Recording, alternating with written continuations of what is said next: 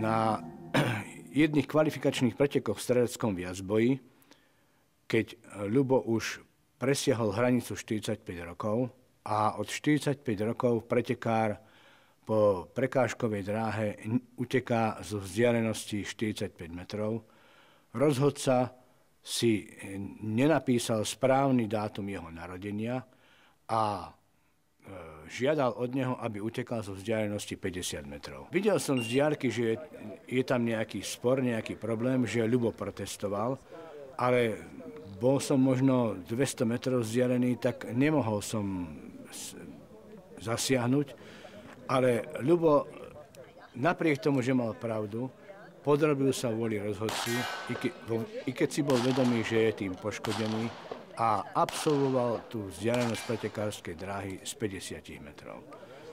V pretekoch vôbec bol veľmi disciplinovaný, v režime zbrania streliva bol veľmi lojálny voči zákonu.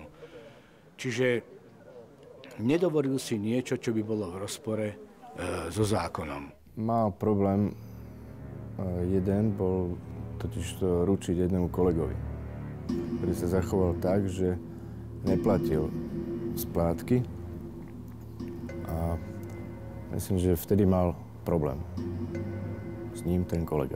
Bolo to aj pojednávanie. Ani myslím, že nebol trestaný za to. Ale v tom prípade sa nepodarilo preukázať, že sa ten skutok stal. Kto si dovolí diagnostikovať psychický stav Ľubomíra Harmana a kto hodí pomyselným kameňom, keď každý z nás často pociťuje samotu a prežíva pocit odcudzenia?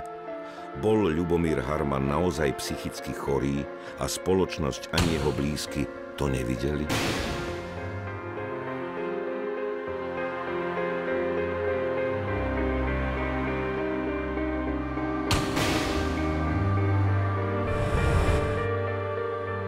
On nikdy ani do výťahu nevošiel s nami, že keď som zo začiatku počkala s výťahom, že či pán sused idete, on úplne mal veľmi nepríjemný pohľad. Devínsky masaker. Celovečerný hraný dokument v kinách od 17.